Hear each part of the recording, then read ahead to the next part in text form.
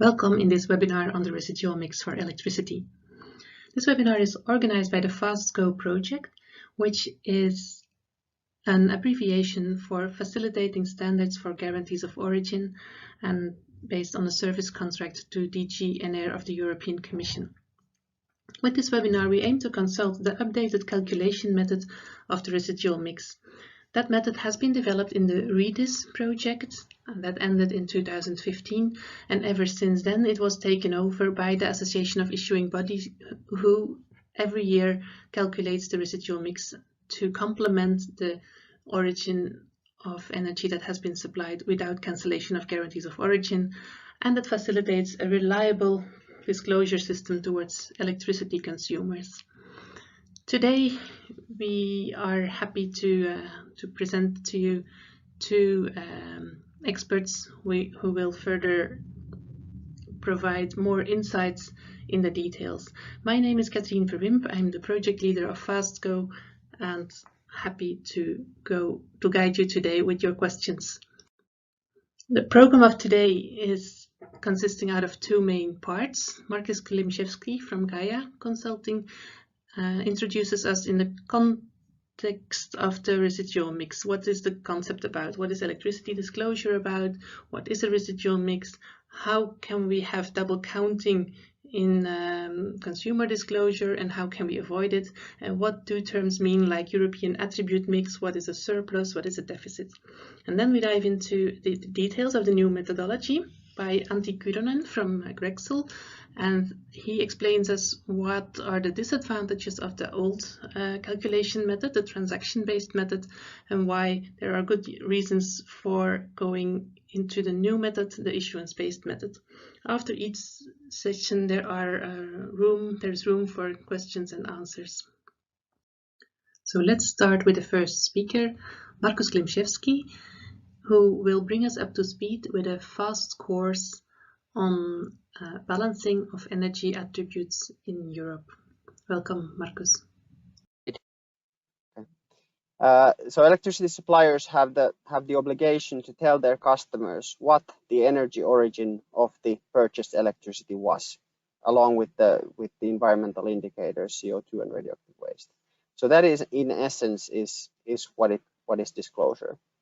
The obligation to tell the origin of electricity. And the new directive, the RED 2, says that where this information is regarding or where they have to demonstrate a given share or quantity of renewable energy sources, they must use GOs. And there's only two exceptions. So if you want to disclose renewables, you have to use GOs, but in case of non-commercial offers, non-tracked commercial offers, you can use the residual mix, which can, of course, contain some parts of renewable attributes, but mostly not. And then the other exception is if the attributes are tracked via a support scheme. But basically, disclosure and GOs are, at least for the renewable part, very tightly linked. And then the final piece of the puzzle is that member states must ensure that renewable energy is not double counted. So we have to have a mechanism that not only prevents double counting of GOs, but it prevents the double counting of the renewable energy of GOs in the disclosure of other people, so those who have not purchased green power. And this sets the basis for the whole topic. So we must tell the customer what they get. We must base it on GOs, but we also have to tell the other customers what they get. But this was such a long introduction that at least when compiling the slide, I needed to take some rest. So I'll start with telling a bit about my dream last night, and then hopefully we'll get back to the residual mix at some point. So in my dream, I had a lot of money on my bank account, more than 1,000 euros. So I decided that I would go get some bread. So we have a large family to feed, so I spent 200 euros on bread yesterday. And then today, when I checked the balance, I still had the same amount of money on my bank account. And I kind of thought that all of my problems are now solved. I can take out money and I still have the same amount of money left on my bank, in my bank. So I was thinking that this is a wonderful world. This is something that I would like to see more of. But then it got interesting, because then my dream extended to something else. I started dreaming about renewable energy, and I dreamt that there's quite a number of, so if this is what is produced in Finland, I dreamt that there's quite a lot of people who actually want to buy green attributes, so buy green electricity.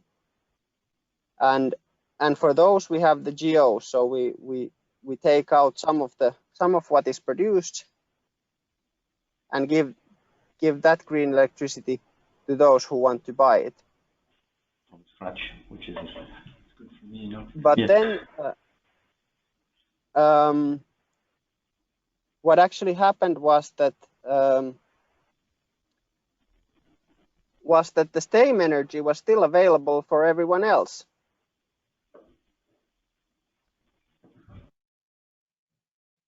So that was something even better than the money example, because that would mean that we would generate renewable power out of nothing.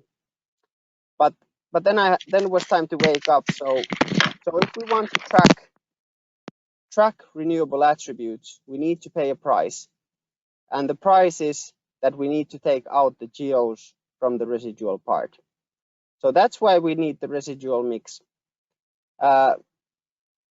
Of course, I had to come back to the harsh reality where that 200 euros would have vanished from my bank account, just as well as we have to come back to the harsh reality where if some people want to buy renewable power, we need to take that amount of renewables out from the others. Only in that way do the GOs have some sort of value.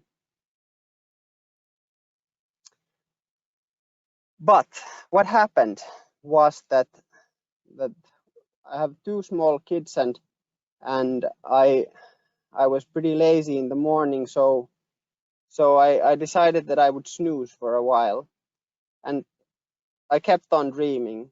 And my next dream was about international transfers of GOs. So it would be nice to live in a country like Iceland, because there they only generate renewable power, but they also export part of it with GOs. They don't physically export it, but they export the attributes.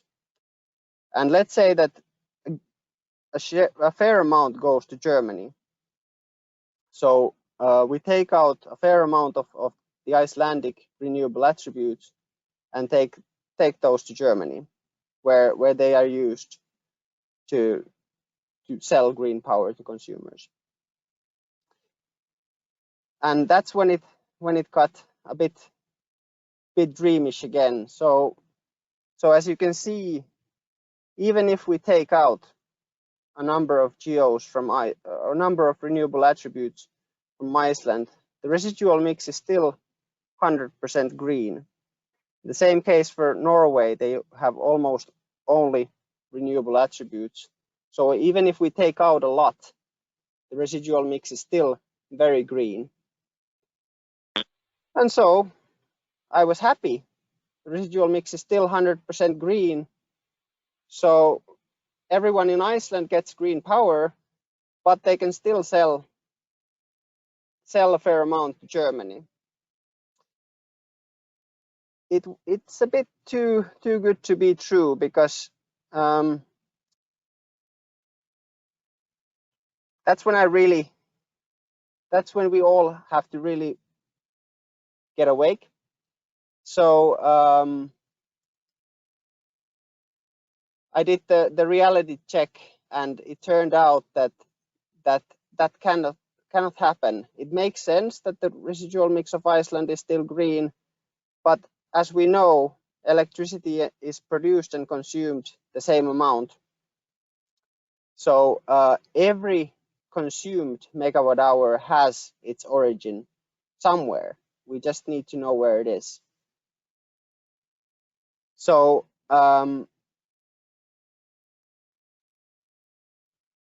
what we need to do is to coordinate this across Europe. We need to take out the GOs from the residual mix as in the first stream, but we also need European coordination because the renewable attributes travel around.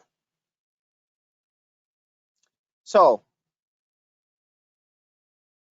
the system only works if there's a balance. And since the GO market is European-wide, also the residual mix calculation has to be European-wide. That's the only way that we can live in a reality where I don't describe my dull dreams. So how it works, and this is gonna go a bit into detail. So just checking the time, we're still doing fine. This is gonna go a little bit into detail, and it's okay if not everyone understands everything, but just to give you a rough idea of the methodology before Antti kicks in with the details. So if this was a mini Europe of 4 countries, and this on the left, the bars on the left show what is produced, and the bars on the right show what is consumed. Electricity, we're still talking about electricity. And of course, red, green, red, and gray would mean the different energy sources. So we start with the production mix and the amount of consumption. And we take away from the attribute balance of the country. So just as well as I have to take out 200 euros from my bank account in order to get some bread, we need to take out what is exported from the country. So geo exports.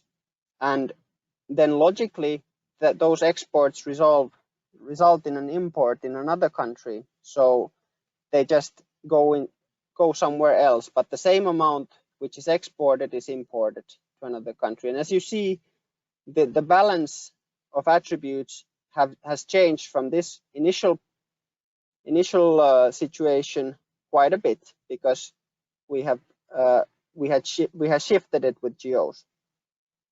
Then after this new balance, when we have taken into account the international transfer of GOs, now is the time that we account for the domestically cancelled GOs. So this now on the bottom right of each domain is the amount of green consumption in the country. And what is left after international balancing and after cancellations is what constitutes the residual mix, the residual electricity mix of the country.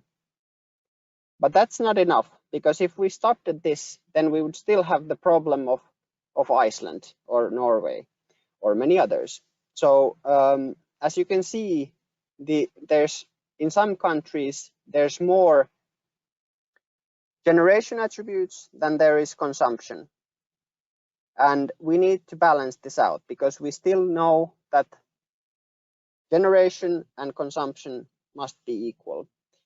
So what we do is that in surplus countries, in countries where there's a surplus of attributes, we determine, first we determine that some countries have a deficit of attributes and some countries have a surplus of attributes. And for the surplus countries, the surplus is defined as with the same energy origin as the domestic residual mix. So we have a surplus which is exactly with the same shares of different energy sources as the domestic residual mix. And in surplus countries, that's it. We can just take out the surplus attributes, and with the remaining attributes disclose the untracked consumption of that domain. but then the deficits still need to be filled up. So what we do is that we shift all the surplus attributes into the European attribute mix and combine those together. So we make one European attribute mix, which is then used to cover up the deficits in these deficit domains. So there's one European attribute mix with certain percentage of renewables, for nuclear and fossil, and that is used for the part in domains which are missing attributes. And then we're done. So if we take the example of Iceland, what happens is that Germany determines its surplus,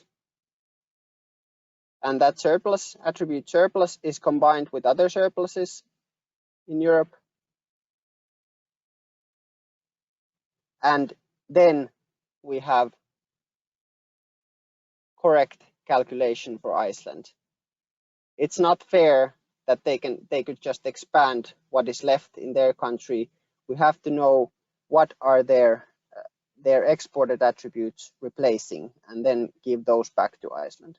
So what it means is actually that that the European attribute mix is kind of like a counterforce to the AIB hub. Whenever you export a GO and hence cause an attribute deficit in your country, you have to get something in return. And what you get in return is the residual mix from countries which have imported your GOs. So no way of this fantasy being real. That's what gives GOs their value. So as I explained, we kind of work with GOs going to one direction and then residual mix through the international residual mix calculation going to another direction. And it's quite a bit.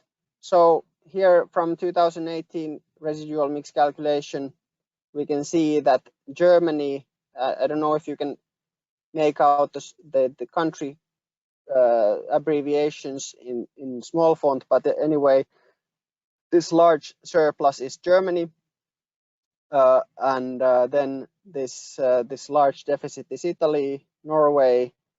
So we're talking about tens of terawatt hours in terms of energy origin, which is balanced through the European attribute mix. So it's really important, and if it weren't for that, then Iceland and Norway and some other countries who are exporting a lot of GOs would be double counting their renewable energy origin, which is represented by the exported GOs. But since we balance the attributes European wide, this is prevented. Okay, as a summary of this, and I'm open for questions and answers if they're not involving some other dreams that I might have had out of this dream, you can ask. But as a summary, so this is pretty much all you need to know. To constitute, so as a definition, we could say that your residual mix is an international allocation mechanism for electricity generation attributes which are not explicitly tracked by GOs or other instruments such as support schemes. So what happens is that we have in a power system different types of energy production, and we just take the renewables which are tracked with guarantees of origin out, and what is left is the residual mix.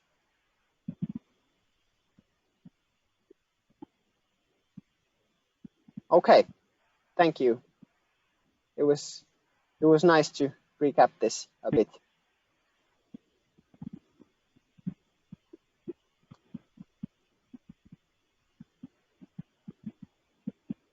So I don't know if Katrin, you have been monitoring the chat, but if there are some questions in the chat. Thank you very much, Markus. It was great to see again the slides that explain the basic concept and the urgency and the real need of having the residual mix. For introducing these words, European attribute mix, deficit, surplus, which are essential when we talk about residual mix, and which are, of course, not always well understood. And I think you provided a very clear understanding for it. Guy, you have a question? Could you voice it, please, if you unmute yourself?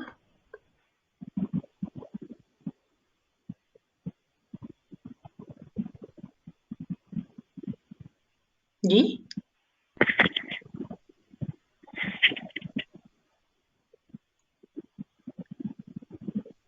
So Guy, I invite you to unmute yourself and to voice your question. But in the meantime, I'll phrase what you wrote in the chat.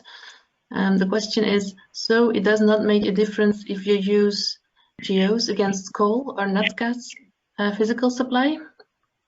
Unmuting doesn't seem to work very well. Let's see what we can do. Yeah, can unmute. It would be nice to understand a little bit the background of this. Of course, each GO is representing the energy origin it's issued for, and coal has different attributes than natural gas. I think it doesn't. So this button I see on my screen to help him, and it doesn't have the ability because Guy would not be connected to audio. So maybe you can elaborate a little bit in the chat, Guy?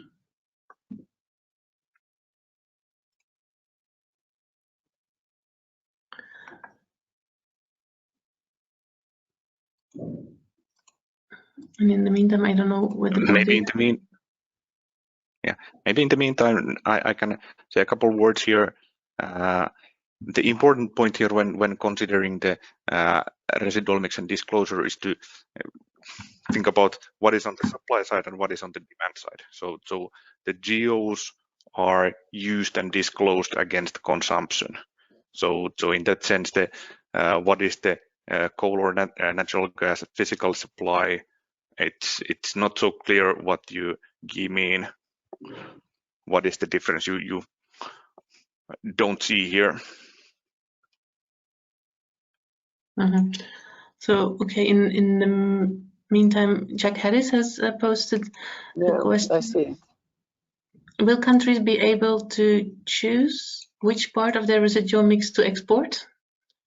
So for example, all coal may end up in the EU residual mix.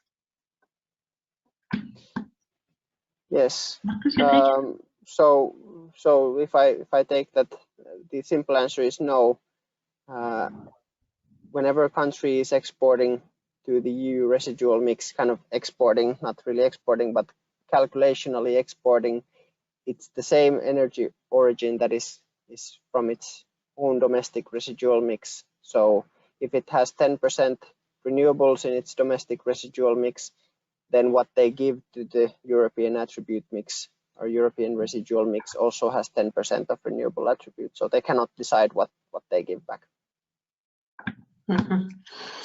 So thank you. Laura adds, indeed, GOs don't follow the physical supply. They can be traded separately. So that basically says the same. Mariam asks, is it possible to know the residual mix of European countries individually, or is it calculated globally, EU residual mix? I think actually that will follow from Antti's presentation. Shall we come back on it after Antti's presentation? Or you take it now, Antti? Well, I think it is good to say something right away, because there are two different levels. In the end, the residual mix, the official residual mixes are published by the national authorities, and those are country level residual mixes. But to get this European attribute mix, which is needed to balance the surpluses and deficits, there needs to be a common calculation as well. So there are two different levels. There has to be common calculation for the European attribute mix, but in the end, the national residual mixes are national ones. They can either come the national authorities can either use the adopt the values calculated in the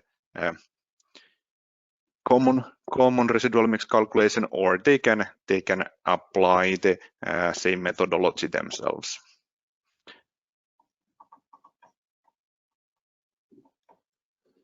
Yeah, and I think indeed it will be clearer after the detail of Antti's presentation. But thank you very much for your question, Mariam.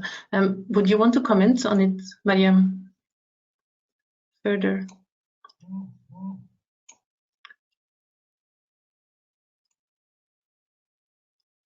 So I don't hear anything. Then I suggest we come back to it if relevant after Antti's presentation, because indeed this is a very good question. It's coming down to the essence of the work of the residual mix calculation.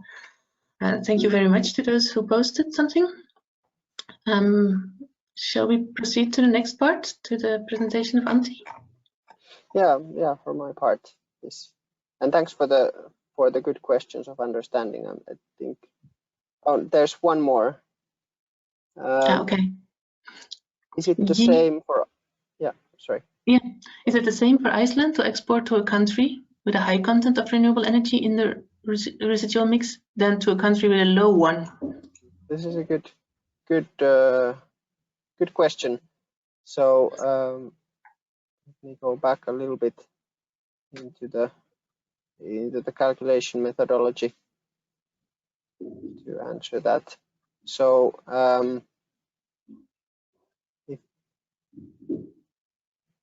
here, so in terms of for Iceland, it's the same. It doesn't matter where they export; they still need to replace the attributes from the other countries. But for the European attribute mix, it does make a difference. What is the mix that the importing domain has? Because it's according to that residual mix that they export to the European attribute mix. And in a hypothetical case where the importing domain would have only renewables in their residual mix, for example, then what they would export to the European attribute mix would of course only be renewables. So in that sense, if the importing domain has a very dirty, very fossil intensive, for example, residual mix or production mix to start from, then the European attribute mix would in turn be very fossil intensive. Yeah, and I can already smell the question coming: how can renewables be part of the residual mix? But that will also soon be answered, because it then contains the expired GEOs and the production that hasn't been given GEOs. But Guy answers, puts another question. So somehow the country with a clean residual mix are paying for the ones with a dirty one. You take the question, Markus? Well, so if a country with a high percentage of renewables or low percentage of fossil contributes to the European attribute mix, then in some way you could think that they are kind of contributing to the other countries. But if you look at the European attribute mix, or what is exported to the typically exported to the European attribute mix, it's pretty dirty stuff. Apart from France in the 2018 example, I don't know if you can see my mouse, but there's a little bit of green in what France exports to the European attribute mix. But there's usually not a lot of green, because the green is already taken out because GEOs have been cancelled. And then there's a question by Benjamin Lemoine. Benjamin, could you unmute yourself and explain your question? Actually, I just had a call with the issuing body in Luxembourg this morning, and I had this question about this residual mix for Luxembourgish actors that are not buying GOOs, and meaning that I would have expected that they would benefit from the European attribute mix, meaning the residual mix for Luxembourg. And actually, they officially stated that actually they take this residual mix and they take out the renewable part. So actually, the residual mix officially to be given or taken by all the suppliers that don't buy GOs is actually the residual mix without the renewable part, if there is renewable part in it. Mm. What happens in this case? Because actually they took out these renewable part. Do other European countries can benefit from it and modify actually at another level the residual mix?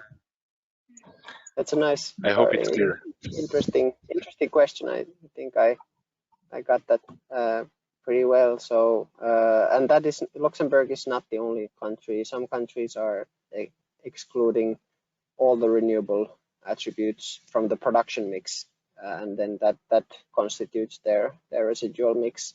This might be, for example, because of a legislation which says that even in the residual mix there cannot be renewables, that renewables must only base on GOs. That is one reason why this can happen. The other reason is that you want to be absolutely sure, even if it's not a legislative requirement, but you want to be absolutely sure that renewables are not double counted through the residual mix, and to be sure of that, you just take them out.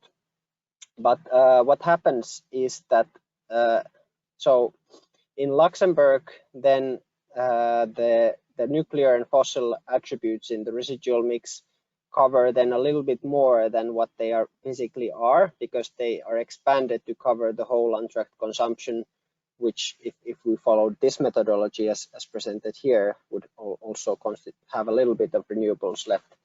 But to answer your second question of can other countries benefit from it, the answer is no. That because in the European calculation, the mix of Luxembourg is as calculated with the European methodology, and it only has the small share of renewables in it. So that part goes, but it's not that only the renewables would somehow go into the European attribute mix. What goes to the European attribute mix is the residual mix of the country which is in surplus, or the surplus attributes. So you can't really take out the renewable parts, which is not disclosed in Luxembourg. You have to take the whole mix. And hopefully that answered. And as a consequence, it only makes the residual here more possible. Excuse me. Yeah, may I add here a little bit? The important difference here is as well that the European level residual mix calculation, which AIB is publishing, it is done before the national bodies calculate and publish their residual mixes. So the residual mix that is calculated within Luxembourg, it has no effect to the European-wide calculation and the European attribute mix. It is only the other direction that the Luxembourg officials, they can use the European attribute mix in their calculation, but they cannot have at that point they cannot have any effect back to the European attribute mix. Yeah.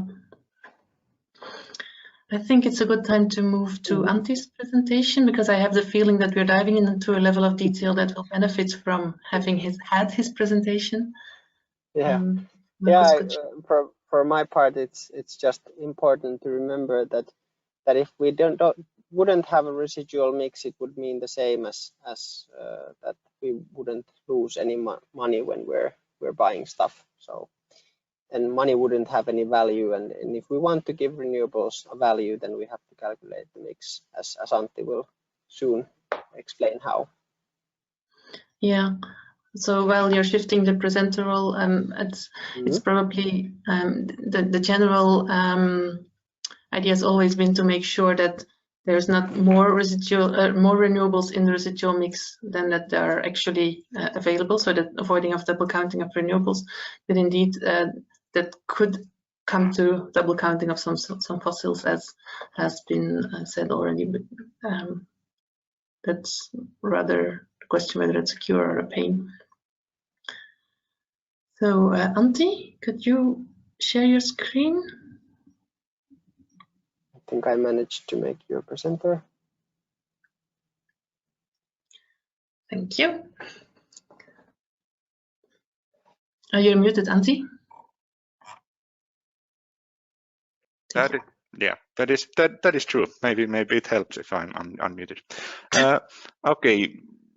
Good afternoon to everyone from myself as well, and thank you, Catherine, and for the introductions, and Markus for the presentation on the basis of the residual mix calculation. Markus and Marco here, they have been with the residual mix pretty much from the beginning, and like Markus said that he was involved in the calculation until 2016, and that is pretty much the point where I joined the party and have been the main responsible for calculating the European-wide residual mix ever since. And what I'm talking here this afternoon is about a shift in or change in the methodology. For the many years up to this point, it has been this shifted transaction based, and now there is a now it is going to be changed to issuing based method. So what is this all about? And before we go any further, I want to emphasize it that the residual mix is it is always an estimate. It is always a balancing between accuracy and the numbers being made available as early as possible. So when we are doing the calculation, we are starting to collect the disclosure information right from the moment when the previous disclosure years for most countries end. So it's at the beginning of April when we start collecting data, and well, for example, the disclosure period, not every country has it ending at the 31st of March. So already there, it is not possible for to get the final data. So that is just setting the frame here that when we are talking about residual mix, it's always best available estimate, and I believe it is a rather good estimate. Okay, so what are we talking when we are talking about the differences in shifted transaction-based method and issuing-based method? Here is a little sneak peek. There are 4 countries picked in this graph, and for those 4 countries, there are values for the residual mixes for the shifted transaction-based method, and it is the numbers that were published in the report last year. And then these AIB issuing-based method numbers, those are ones which are calculated with the updated model.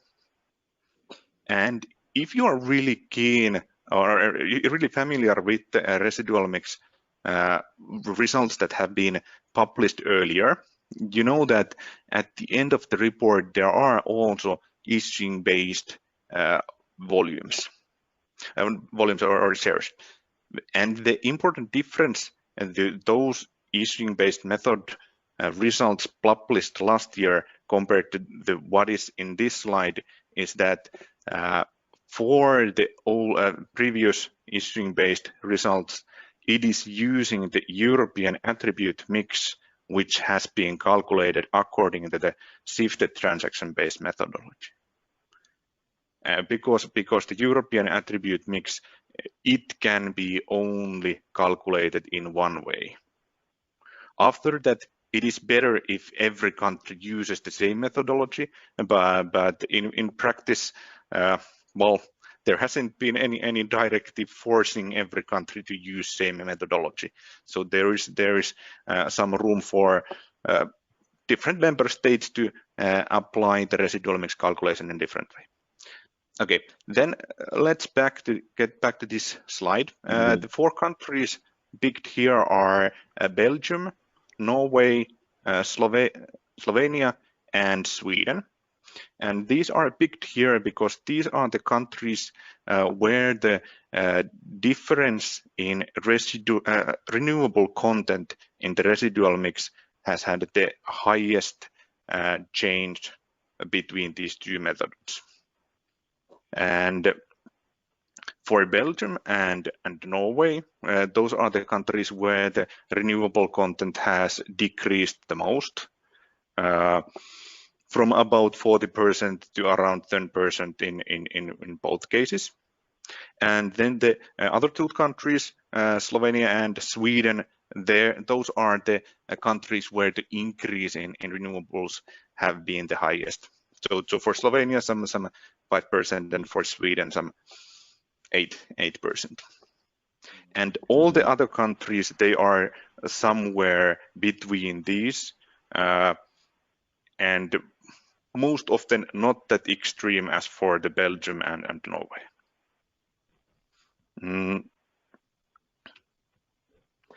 And okay, in this slide there is a lot of stuff, and it's quite small, but this is the same what is going to European attribute mix and what is coming from attribute mix, which Markus also showed in his presentation.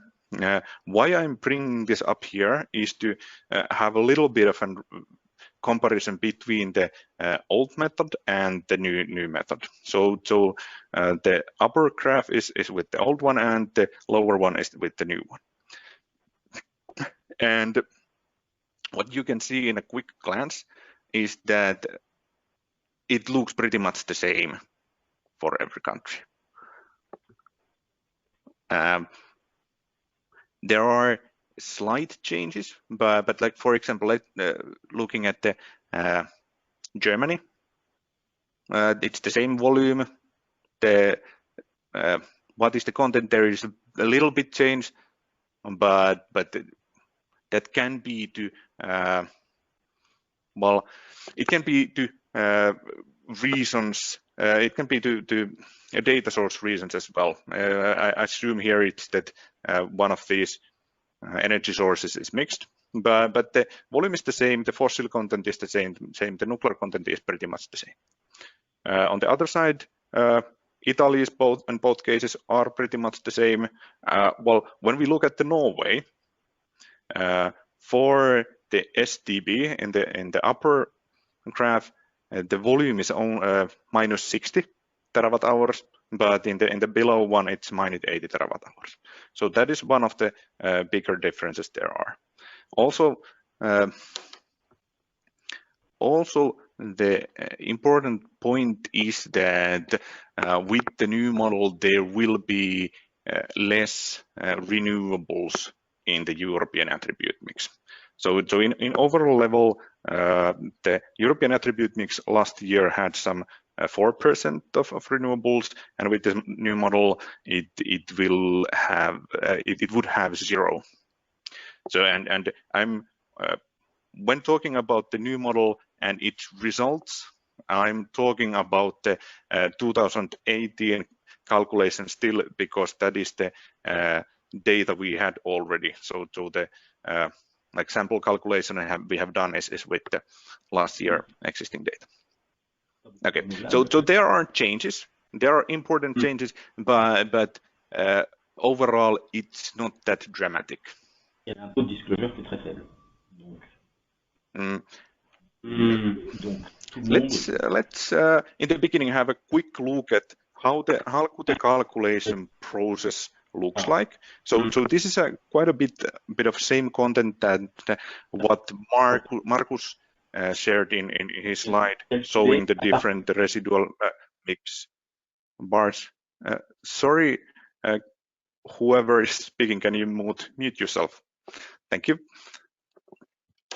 But okay, this is a bit different view here. Here we are looking at the the process diagram and not with those bars how those act.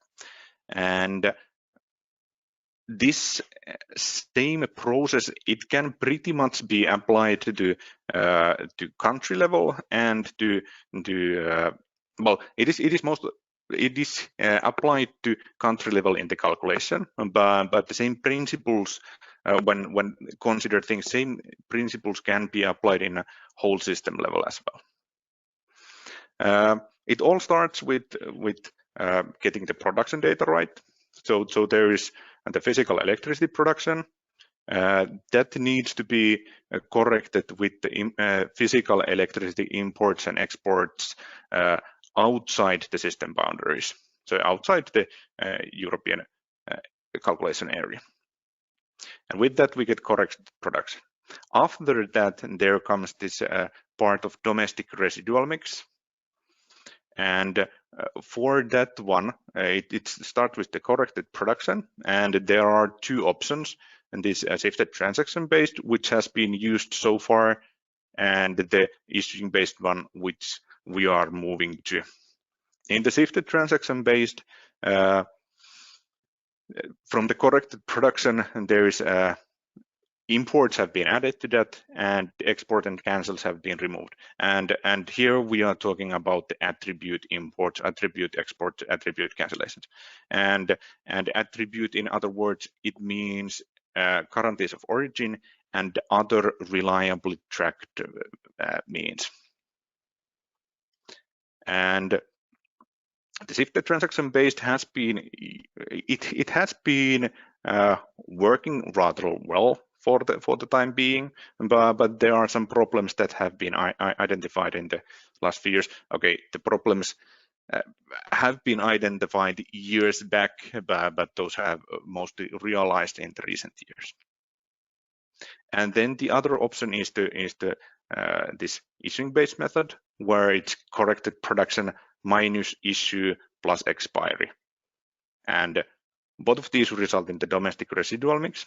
And if thinking about what are these import, export, cancel, issue, and expiry, these are all the actions that can be done with GOs. So basically that means that the whole GO lifetime is covered with these, and if the data would be perfect, the disclosure periods would be the same, and so on. Both of these methods would give the same result on a European level. But as there are in real world, there are differences, and what those mean we can see in the following slides. After the domestic residual mix is calculated, then there is the European attribute mix is calculated. So this is following the same idea that Markus showed, just in a different way, and that from the domestic residual mix, this untracked consumption is subtracted, and what results is that how much attributes are how much surplus of attributes are left in the residual mix, or how much deficit there are. And if there is surplus, those surpluses are collected to the European attribute mix, and once the European attribute mix is calculated, then that can be used to fill the deficit countries. And after that, it is already the point where the final residual mix can be calculated, which is the domestic residual mix corrected with the either surplus or deficit, depending on the case. And lastly, there is another result which is calculated every time, and it's this total supplier mix, which is domestic residual mix plus cancellations. So basically, it means that it represents the whole consumption of the country. There is the tracked part, it's the cancellations, and there is the untracked part, which is the domestic residual mix. And in this process diagram, we can see that the 3 yellow ellipses are the final results that are published every year. But okay, let's move forward, and some of these concepts, or many of these concepts, will be touched upon in later slides. Okay, so the main topic today here is why shifted transaction-based method is not working anymore.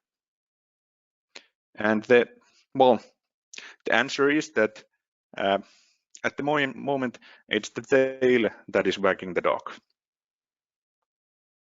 And what this means is that as we saw in the previous slide, in the shifted transaction-based method, its imports and exports have a direct impact to the domestic residual mix, which means that if there are trading activities,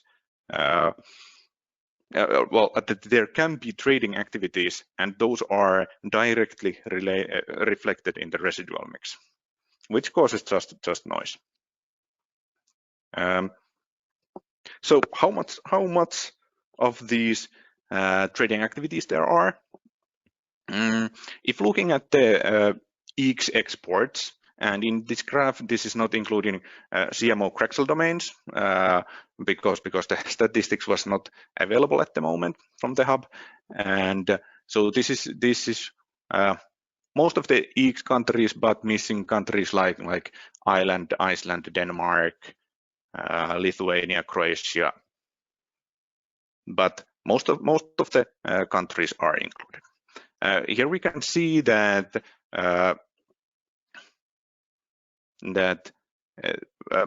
this gray line, it is the ratio that how many percentages of the total exports have been these so-called second time exports. So those are the exports where the sending register, sending country have been different than the issuing country. So it means that all the second time exports are something where first, for example, GEOs has been issued in Italy, and those have been transferred to Norway. That has been the first time export, but once those are moving from Norway to some other country, then those are second time exports. And even if the name here is second time export, it also includes third time, fourth time, and so on. The only exception is here that if the GEOs were returned from Norway to Italy and from Italy to somewhere else again, that transaction from Italy to someplace again, it would not be included in this statistics. So in reality, the number and the second time exports number could be a bit higher.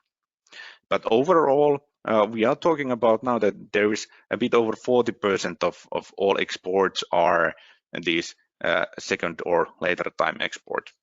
And in volume, we can see that for the past 2 years, it has been over 200 terawatt hours, which is the trading activity volume.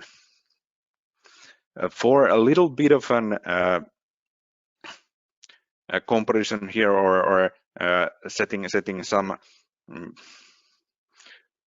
some comparable levels, this 500 terawatt hours and 600 terawatt hours for the past 2 years, this has been the export volume, but the cancellation volumes has been pretty much the same as well. So we are talking about that the 200 terawatt hours of just trading activities, it's a significant portion. But what does this mean for individual countries then?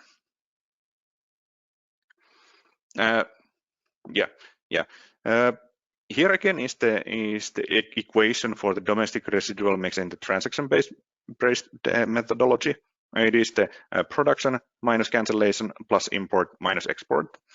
And as shown in this graph, it makes it possible that the imports and exports are just way too big, and which causes a situation that the domestic residual mix and the later the final residual mix as well can be really much influenced by just trading activities. For example, that if a lot, well, for example, if there would be 10 terawatt hours moved from Italy to Norway in March and not cancelled, then those would be imported, would be considered there as imported and part of the residual mix. And if those would be then exported in April, those would be considered something else for the calculation next year. So the impact that the trading activities can have is in this methodology, it is significant. Now, some specific countries.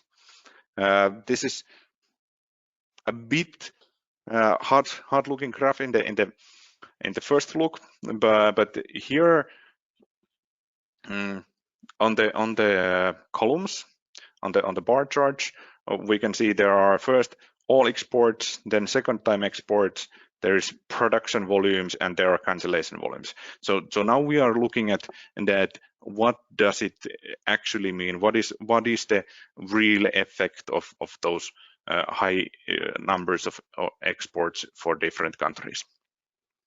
And for the bullets and the dashes above, the dash means the ratio of exports, and so it is that close to 40% for in average for these countries. So it seems that it is significant there. But then looking at the dark blue bullet, it's the ratio of the second time exports to cancellations. And the light blue is the second time exports compared to production. And here we can see a big difference between countries. For example, in Belgium, while the ratio of exports, it was close to 100%. And there is also that the second time exports, that is a higher number than the cancellations. So it is pretty easy to say that the residual mix value for Belgium is just a speculation with the safety transaction based method. A bit similarly for Norway, there the ratio of exports was around 50%, because there is a lot of own production as well, and that is also exported. But when we look at the second time exports compared to the cancellation volumes, it is over 5 times that. So what does that tell? Does it leave anything meaningful to the residual mix anymore? So we can see that some countries are very much affected.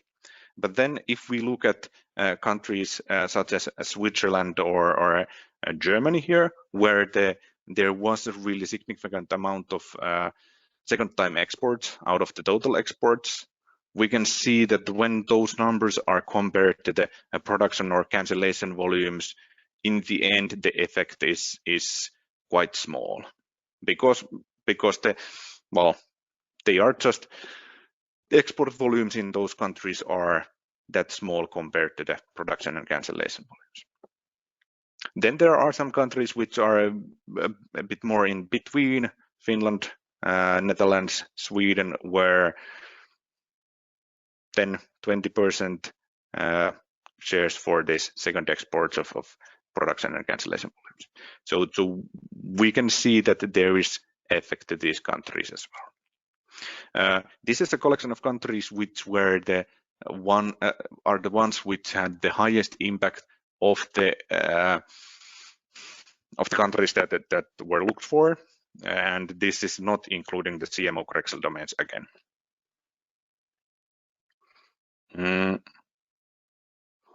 Furthermore, if we look at the back at the REDIS 2 documents from 2013, it was already then said that they proposed the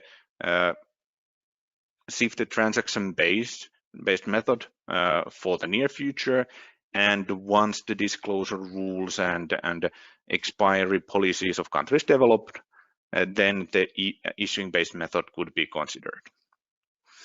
And that has been the case. The disclosure rules are more unified at the moment. Still, there are variation between countries, but more and more countries are having their disclosure period ending at the 31st of March in the following year after the disclosure period. Okay, so clearly we have a problem in the shifted transaction-based method. It is a big problem, and it's a clear problem. But how does the issuing-based method solve this problem?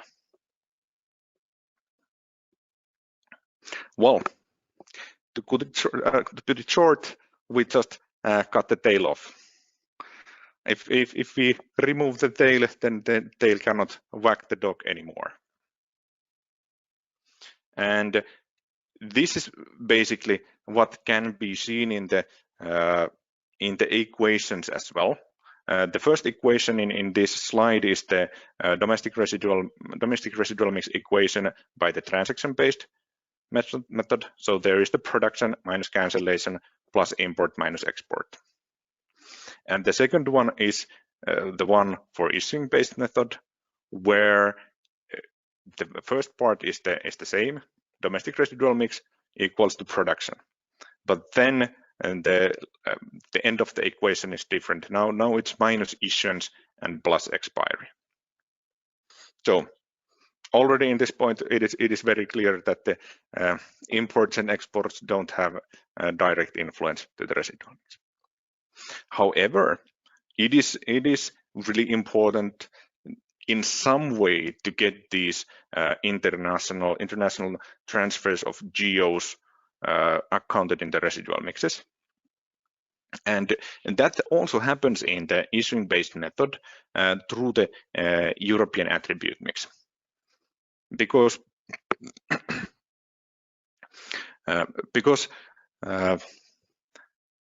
the European attribute mix is calculated based on the attribute surpluses and deficits of countries, and well, through those, if you are exporting a lot of GOs and those are cancelled in some other country, then there will be a attribute deficit in your country, and those that will be filled through the European attribute mix.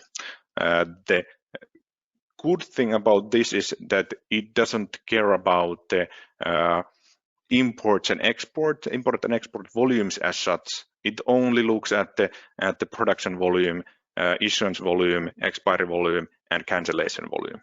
And based on the balance of those, then it the physical electricity consumption volume, and based on the balance of those, then it balances the attributes through the European attribute mix.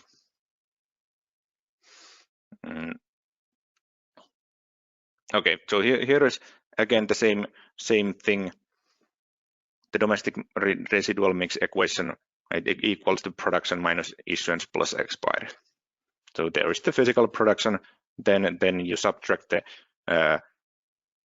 GOs issued, add the ones which have expired in the time frame, and that is the domestic residual mix. And if you let me go back to the previous slide. If you try to think about what is the difference in if you are considering the cancellations, import, exports, or the issuance and expiry. I believe and I feel like it's much easier to understand that for residual mix, that when you are from the production mix just removing the issued GEOs. It basically means that at the point of issuing, those GEOs are tracked, and because those are tracked, those are removed from the residual mix. And then during the lifetime, those can be cancelled, and at that point considered in the calculation, or if in the later stages those are expired, then those will come back to the production mix and in the residual mix in that sense.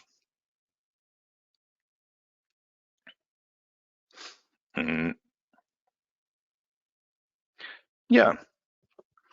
Are we finished here, or is there something else you should know about the issuing-based method?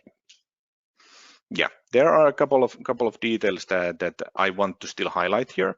And these three things are the ones I want to emphasize here. First one is that the issuing minus expiry is most often, or is for the last few years, been higher than the cancellation volumes. So there is some imbalance there, but is that a problem?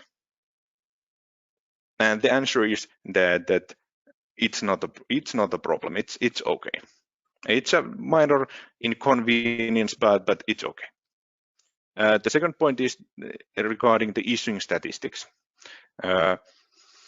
In the residual mix calculation methodologies developed during the REDIS projects, issuing-based method was developed as well. So we are building on that methodology.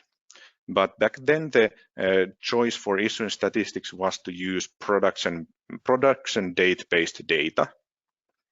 And now we are proposing transaction-based data because the production-based data, it is not available in good quality at the moment of the moment of the calculation. And then there is another point that should the transaction date-based volumes then be shifted or not?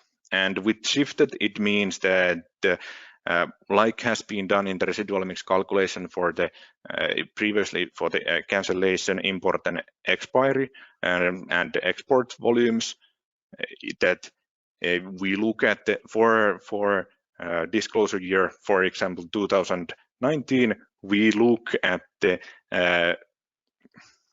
geo activities from the 1st of April of 2019 to the 31st of March of 2020. So there is this 3-month shift forward, and the biggest reason for this has been that for most countries, the disclosure period for the previous year ends in the 31st of March in the following year. And so there are most of the cancellations happen at the end. And if we would include from the 2019 1st of January until the 31st of March of 2020, then we would be double counting some attributes. So that is just not possible. Here we are proposing to use the shifted numbers for issuing statistics as well. It is not so well. There are different views on this. That is it good or not? But for example, here when looking at the past volumes, past data. And in this graph, the P-I, it means the production date based issuing volumes, and this T-I means transaction date based issuing volumes. And the comparison of these transaction based issuing volumes without shift or with shift compared to the production issuing volumes is because the production issuing volumes represent, now that there has been some time after the period, they reflect the real production amounts during that year. real amounts for this purpose. And then these transaction issuing numbers are the numbers that have been available at the time of the calculation as well. And here we can see that it is a mix between the 1 month shift or 3 month shift that would be closer depending on countries. But the first decision here is that we use shifted, and because shifted has been used in this 3 month way for previously, we are applying this one here as well. But this is a thing that can be discussed in future. Okay, so let's go through the 2 first points here with some graphs as well. This is a graph that if you are looking at the X volumes previously, I assume you are somewhat familiar. Okay, the detail which is missing here is that these volumes are transaction date based volumes. But basically what we can see here is that the issuing volumes are growing, the cancellation volumes are growing, and there is always a considerable gap between those two, with roughly 100 terawatt hours for some years. And then there are expiry, and that is more fluctuating, but still it seems that the issuing minus expiry is higher than cancellation. And in reality, this happens for a few reasons. For one very important reason is that the GEOs has that 12-month lifetime. Those are not limited to one disclosure year, but those can live to the next disclosure year as well. Also, in the physical electricity side, renewable production is growing year by year. But also it is that new countries are joining the X system, and in the beginning they usually they more issue and export in the beginning, and the cancellation, the demand side, so to say, follows only a little bit later. So this is just something natural in the system at the moment. It's a bit hard to say here how much the difference between the issuing minus expiry compared to the cancellation volumes is, and it is shown in this slide, and we can see that there is a lot of variation between the years. So in 2018 it was close to 100 terawatt hours, and in 2017 it was just 30 terawatt hours. So it is a significant, it is varying, but how big of a problem that is? First off, it's not a match, but it is okay. All the components have a justified place. It's quite easy to understand why the issuing volumes are removed from the tracked attributes in the beginning. The tracking starts when those are issued. And similarly, the cancellation has to be in the equation because that is the pair with the consumption. And expiry in the end, it's the thing that prevents the GEOs from vanishing from the calculation. The attributes are with that brought back to the residual mix. And well, it is because of the different timings that the equation cannot be equal for the moment. And the most important things are this GEO lifetime and disclosure period. What is evident for the past some years that it is quite evenly distributed how much different attributes are carried from one year to another. So in that sense, okay, one step backwards. What does it mean that the issue plus minus expiry is higher than cancellation? It means that for the European attribute mix, there is more deficit than there is surplus. So the volume of European attribute mix is from the surplus side is not as high as the deficit side. So some attributes has to be created from thin air, but looking at the past situation, what active geos have moved to following year because of these different timings, it is the mix is pretty much the same, and well, it seems it's working just fine this way.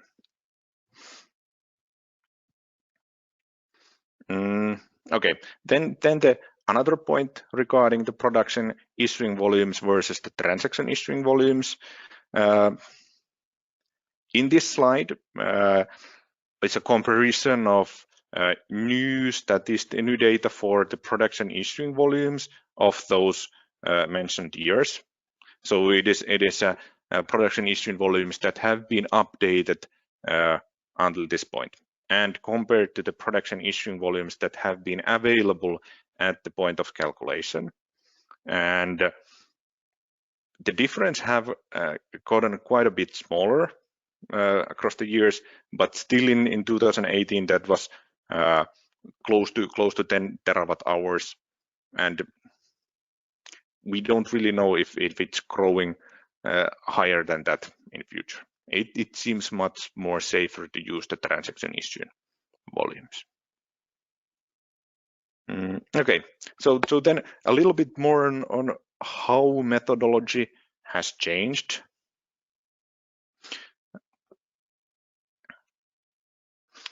Once again, it starts with this domestic residual mix equation, which equals the production minus issuing plus expiry. That is, in essence, that is the well, in principle, that is the only thing that changes between these two methods. It of course reflects to some other areas, but in essence, that is the only thing that is different. But for example, the same thing, it reflects to the environmental indicators. You calculate those with this with the same formula as well.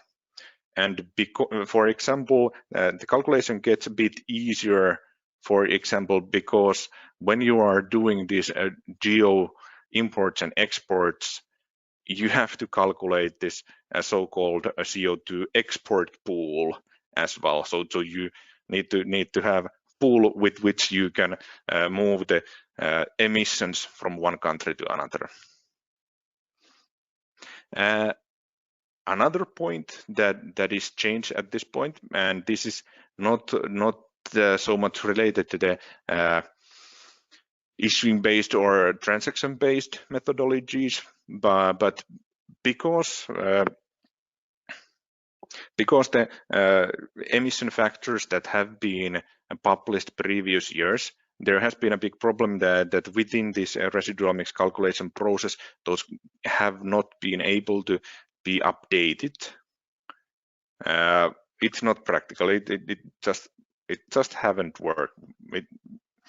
The process haven't had enough resources to update those every year, and also because the electricity market directive only requires the CO2 emissions, direct CO2 emissions and radioactive waste to be disclosed by the suppliers. We have also made the decision that the residual mix calculation, this residual mix calculation shall only calculate the direct CO2 emissions and the radioactive waste.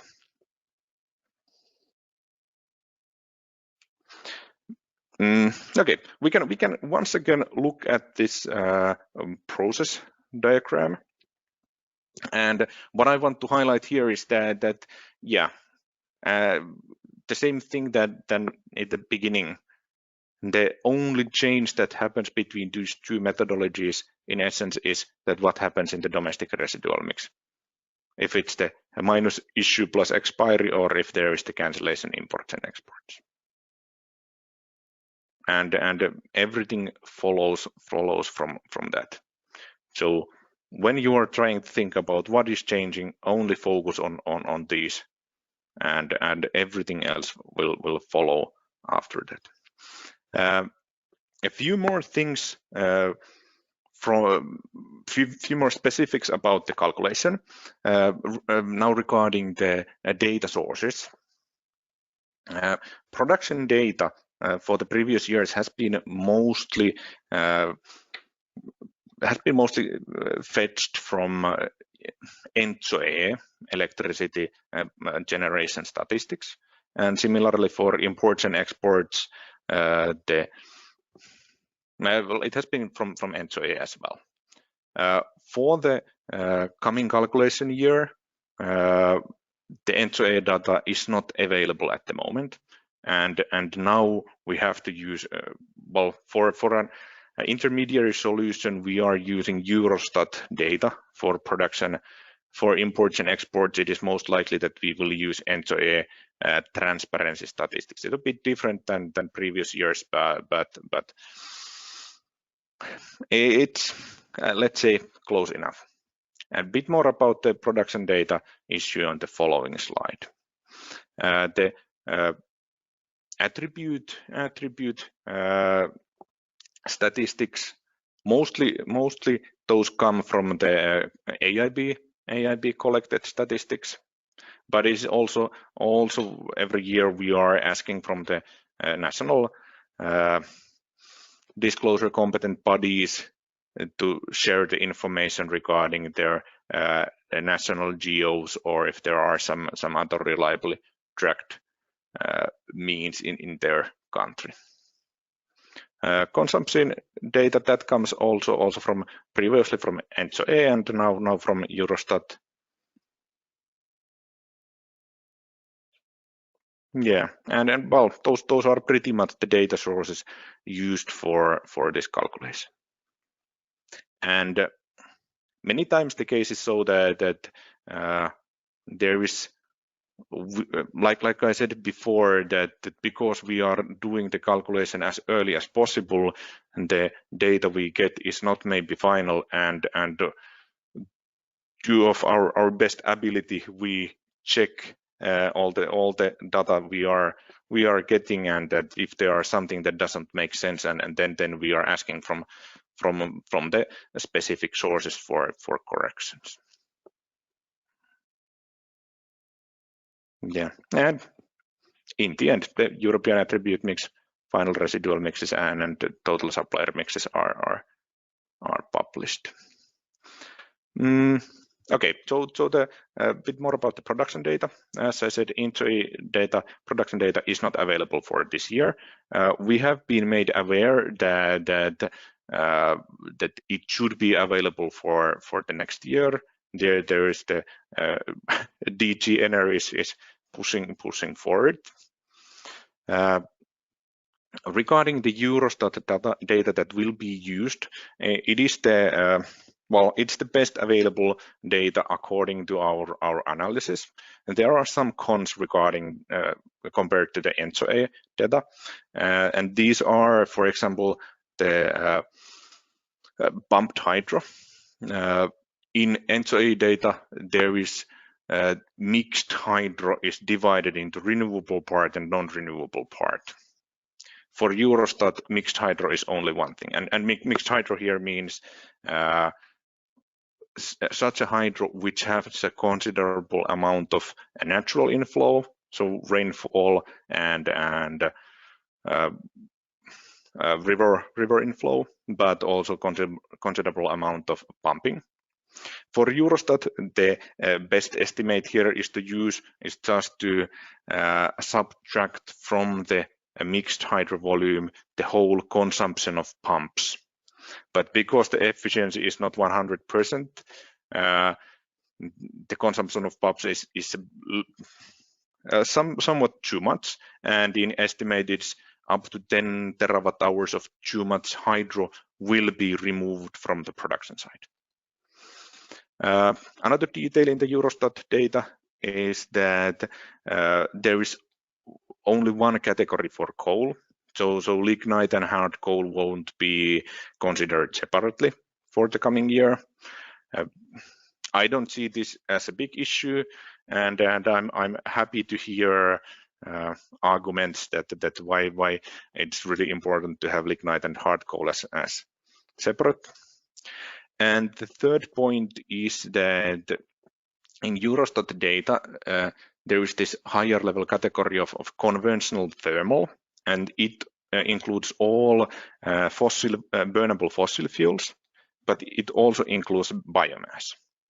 And because of the directive that mandates the Eurostat, it is not mandatory for member states to report anything else than the conventional thermal, or nothing on the lower level. So there are a couple countries for which there is no clear visibility how much of the conventional thermal is biomass and other fossil fuel sources. But there is only a couple of countries, and those will be requested from the countries itself. But anyway, the point about the production data this year is that we will be asking more verification of the production data from the disclosure competent bodies this year than the previous years. And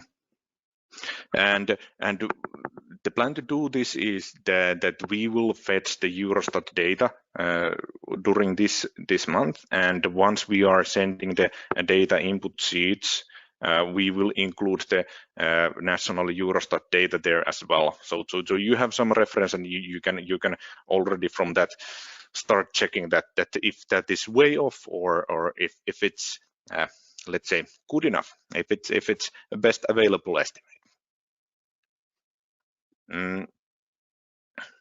Okay, but in the long run, the change in the methodology also means that less data will be asked from disclosure competent bodies, and more can be relied on the common sources. The data input sheet will be similar to previous years, but there are various rows and columns removed, mostly related to the import and exports, which are not needed anymore. Of course, X-domain cancellations are needed, but that's a different point. But still, for this year, there is a bit extra request regarding the production data.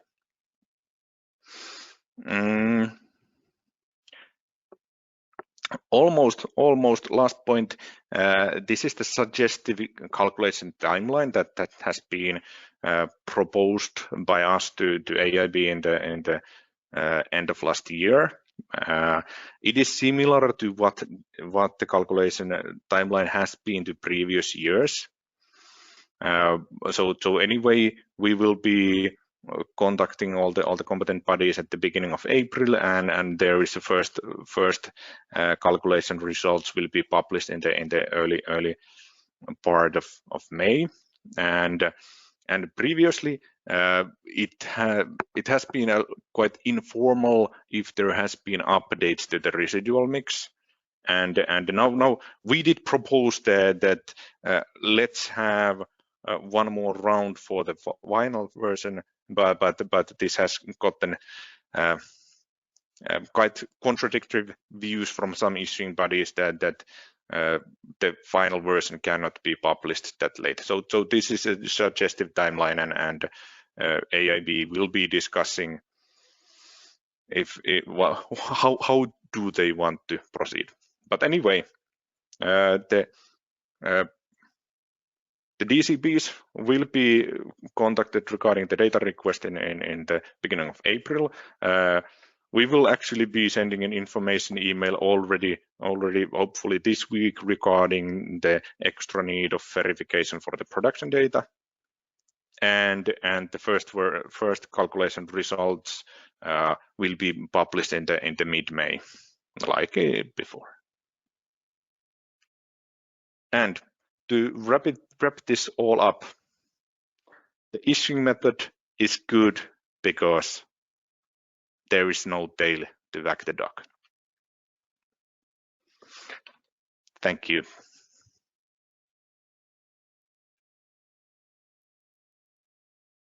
So Catherine, I hope you take it forward from here. Yes, yes, thank you very much, Antti. I think it indeed gives a bit of body to the discussion and to the document that we circulated since a few months and asked for commenting. Several answers or questions came in the chat. Some have already gotten an initial reaction, but it makes sense to cover them all.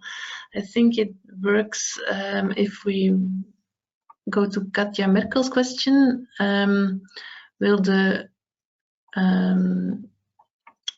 RED 2 and the prolongation of lifetime of GEOs have any impact on the calculation?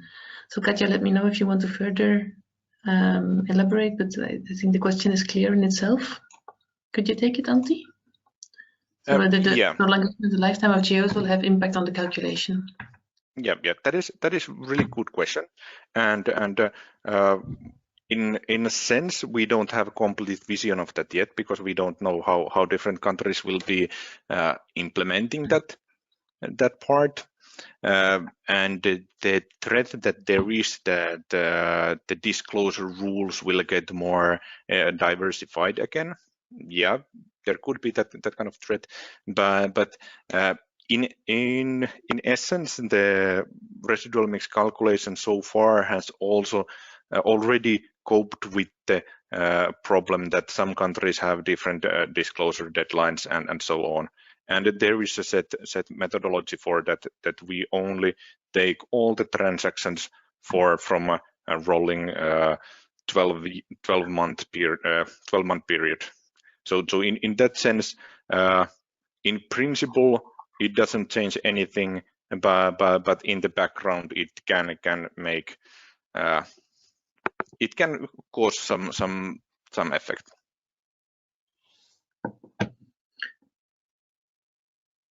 So if GEOs have longer validity, they have it is not a problem for the calculation. Well, we still deal with what is happening there. It can of course be argued that is the residual mix calculated this way? Is it the correct or does it reflect what time period in the most accurate way? But anyway, when we are only dealing with the transaction-based activities, there is no geo activity that would be missed. So over the years, all the geo activities will be collected, and maybe the question at this point is then the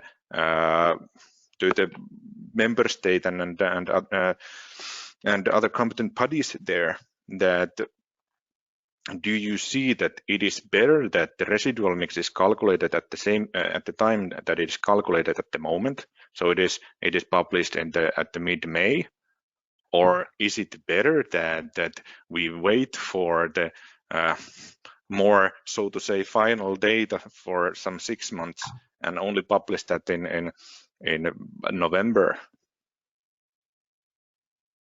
Personally, I don't really see that as a too valid option. I believe that the best available estimate is still to calculate it in the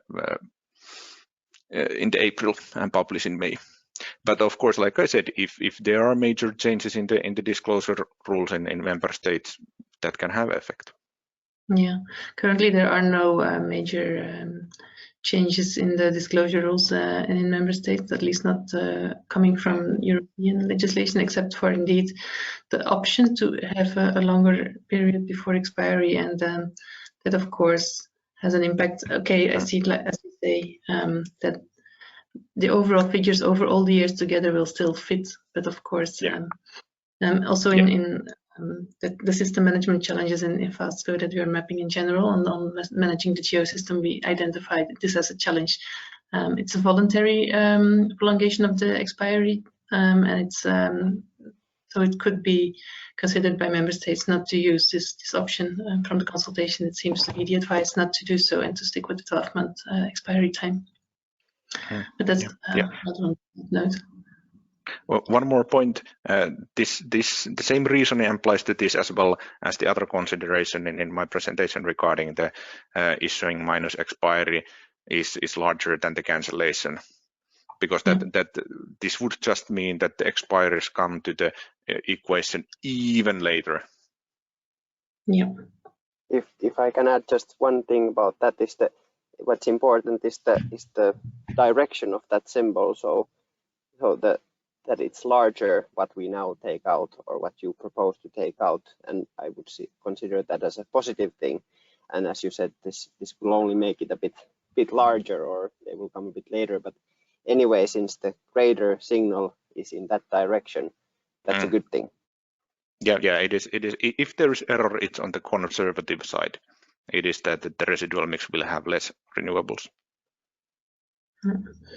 And further, it's indeed important to not have a too long time after the availability of the residual mix, which is indeed up for discussion in AIB, and the 20th of June deadline is considered too late for some. But that will be discussed in AIB.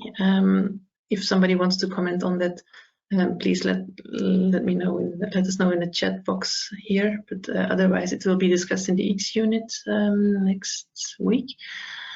But if possible, with the disclosure competent bodies, that has its value. Coming to the question of Jana Vinkir for the production data, when will the reference of the Eurostat data be published?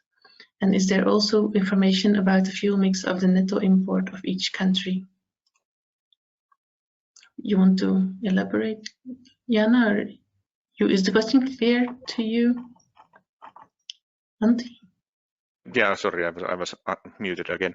For the first part, yeah, the source for the Eurostat source can be shared, and it will be shared in the email this week, and maybe that is okay. We can Catherine think about if that is included in the AIB website somewhere as well, because the email will be sent only to the electricity disclosure competent bodies and issuing bodies.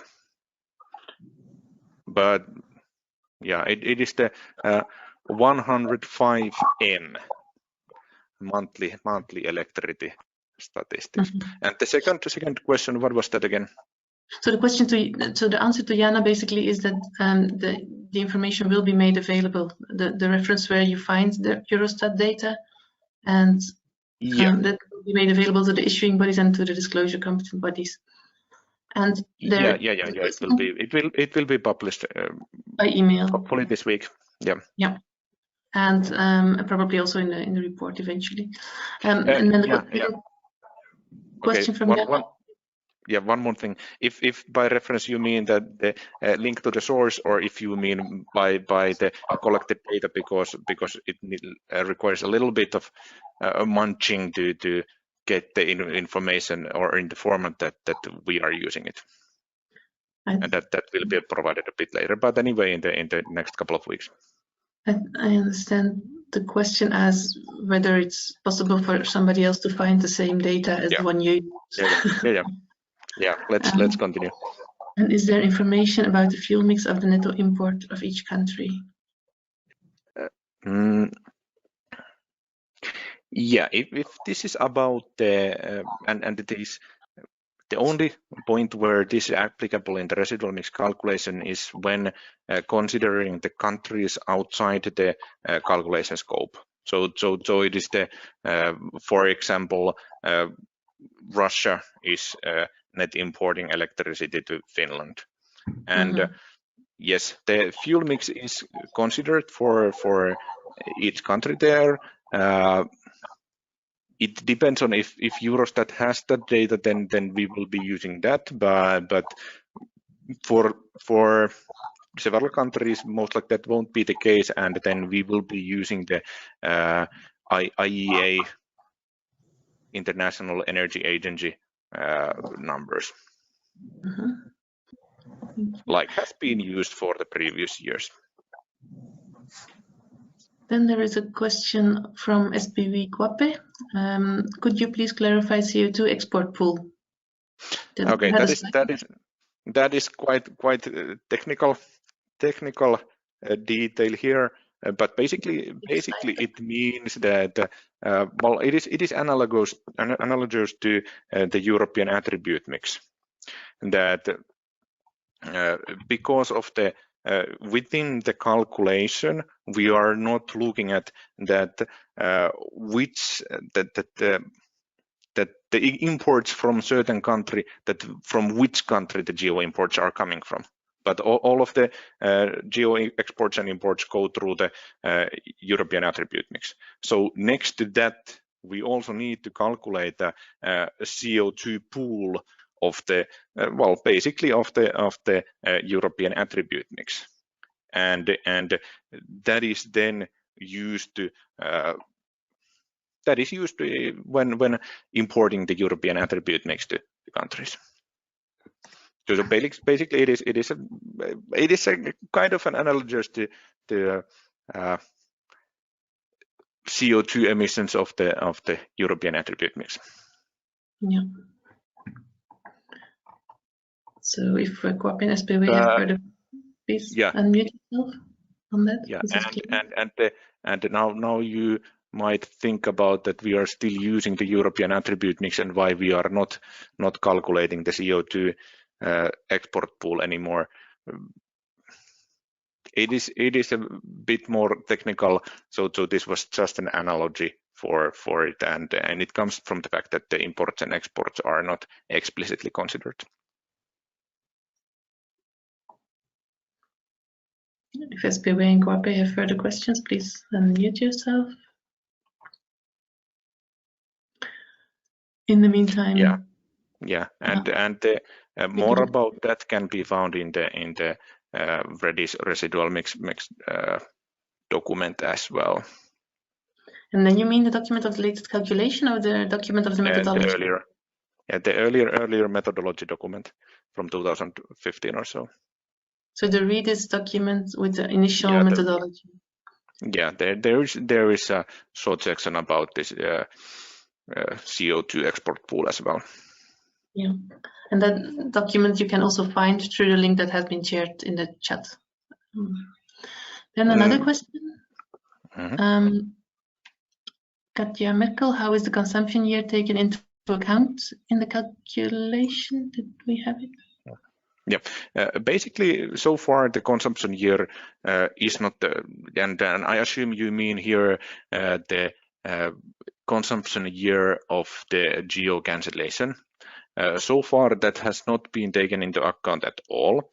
There is within our team, there is a proposition that how to take that into account once the AIB statistics are up to the task in coming year or two regarding that.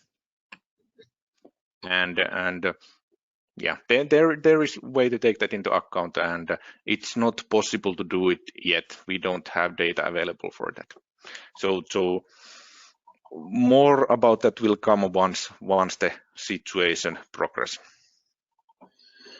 Katja, do you want to comment?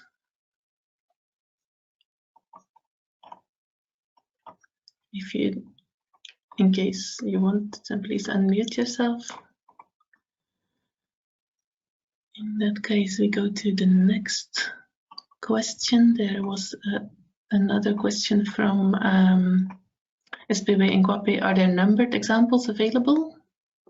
That was already in the beginning of your presentation. Not yet, and I won't promise anything at this point.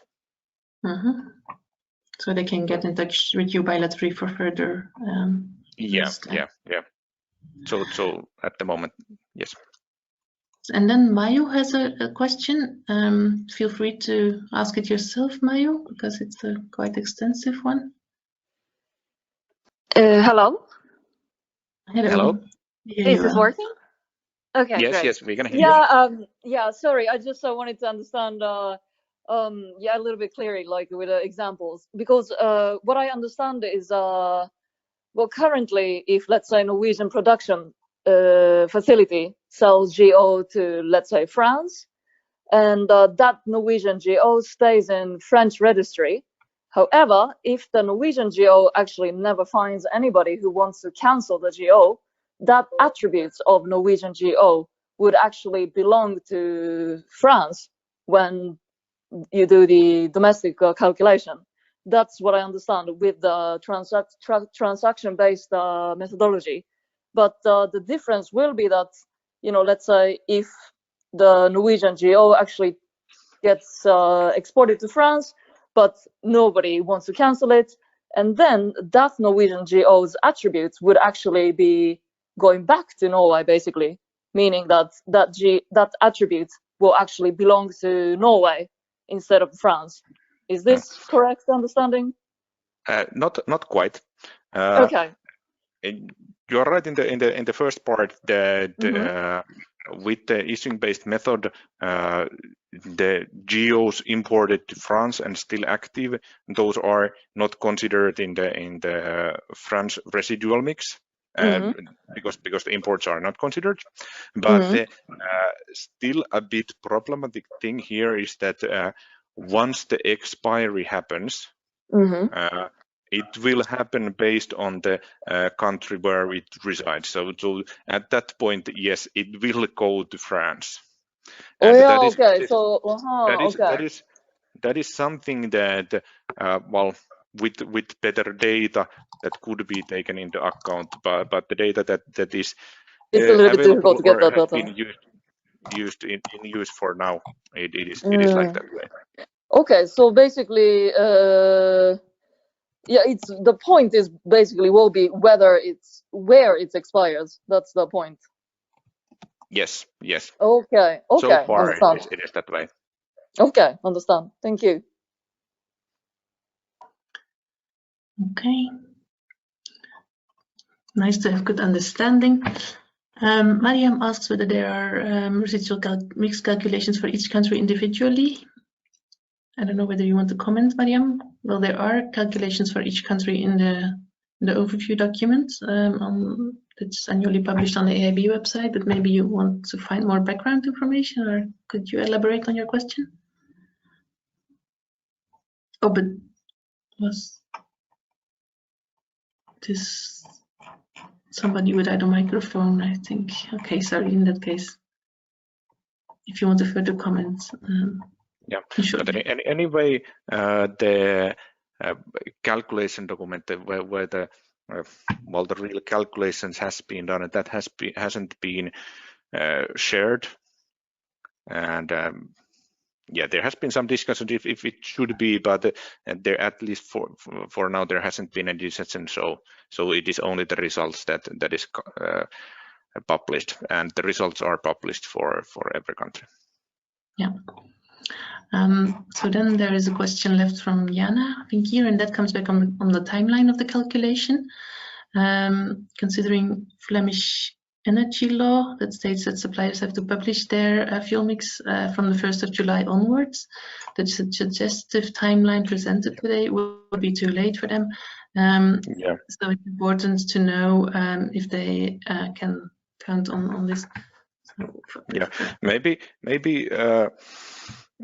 this is something that you can, Catherine, also comment, because this relates to you. But from our perspective, like when we proposed this, we thought that we are not proposing anything dramatic. We are just unifying what has happened in the years before, and we are just limiting that. Before, it could have been that there is the first publishing in the mid-May, and then can be any number of updates in the following couple of months. And we think that it's not good. So we propose something where there is one point when that can be updated, and now it is interpreted that the first results are not good enough, where we think that nothing wouldn't have been changed. Yeah. So maybe the point here is that should we just say that the mid-May is the final one, and there is no possibility to do any updates? So we can discuss this. Okay, so it's yeah, Yes. sorry, it could be that the result of the 5th of May is the definite for Belgium, or is it all that there is a correction or something? From Grexel point of view, it is as definite as it has been before, and now it's good time to discuss if there are some problems with the proposal. And by now I don't mean only in this meeting, but in the discussions in the coming weeks. Okay. Yeah, there is a proposal in AIB to discuss whether it's possible to have it by end of May. So as it has always been, first the publication of an initial version and then a room for commenting that usually has results in good comments that are valuable to take into account by the specialists who are looking at the numbers, and then having a final version eventually. And indeed, it's always possible to, dangerous to say this is a final, and numbers can always be further corrected. But I think it makes sense to have the correction opportunity, or to have at least a commenting opportunity. So if we have this opportunity together today with all the parties around the table, it's good to capture whether there are concerns in having shorter commenting times. So if the 5th of May, maybe Antti, you can put on the screen again the deadline slide. So instead of the when there is the 5th of May calculation available, to have a shorter commenting time, to have a shorter time for the final version by end of May. So for anybody problematic to organize the processes for commenting in a way that you have less than a month, but rather 10 days or something.